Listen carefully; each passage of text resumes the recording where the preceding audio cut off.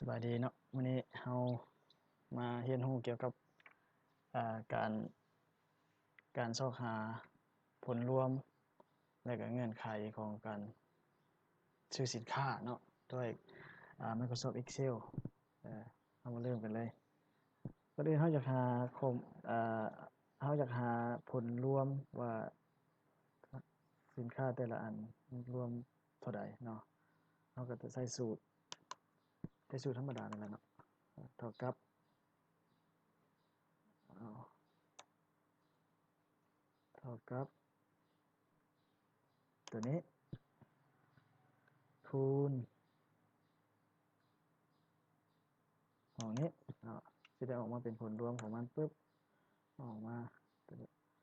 แบบนี้เราได้ของหนึ่งแล้วเราไม่จำเป็นต้องเขียนสูตรให้เก่าอีกเราสามารถซีเมาส์ใส่ตัวนี้ให้มันเป็นสี่เหลี่ยมจังซี่แล้วเราดึงลงมาเลยปุ๊บมันจะได้มันเป็น copy สูตรมาจะได้แบบนี้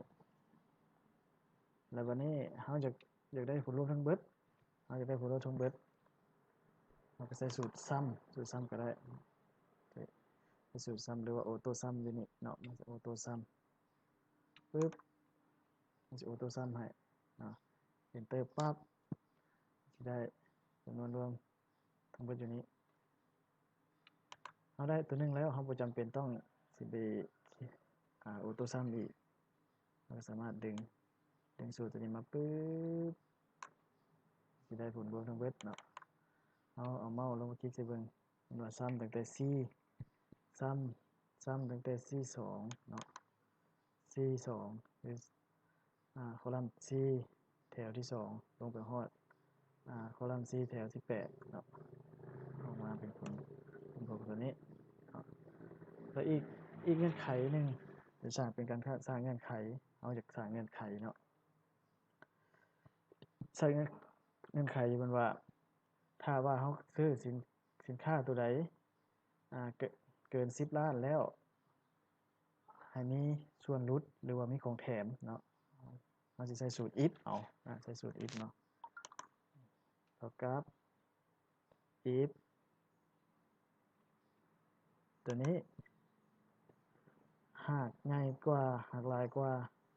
หรือเท่ากับ10ล้านกีบเนาะแม่นให้แสดงว่า no แม่นให้ก็แสดงว่าได้ของแถมเนาะได้ของแถมถ้าว่ามันน้อยกว่าถ้าว่าน้อยกว่าบ่ได้ของแถมเนาะบ่ได้ของแถมเนาะเดี๋ยวมันออกมาว่าบ่ได้ของแถมเนาะเราได้สูตรหนึ่งแล้วเราได้ของหนึ่งแล้วเราบ่จำเป็นต้องเขียนอีกก็ได้เนาะเราก็สามารถดึงลงมาได้คือเก่าเนาะปึ๊บเดี๋ยวสินค้าตัวนี้เกิน10ล้านเนาะ10ล้านมันจะออกมาเป็นว่าได้ของแถมเนาะหรือว่าใช้สูตรง่ายๆของ Excel อันนี้ก็จบเพียงเท่านี้ก่อนเนาะ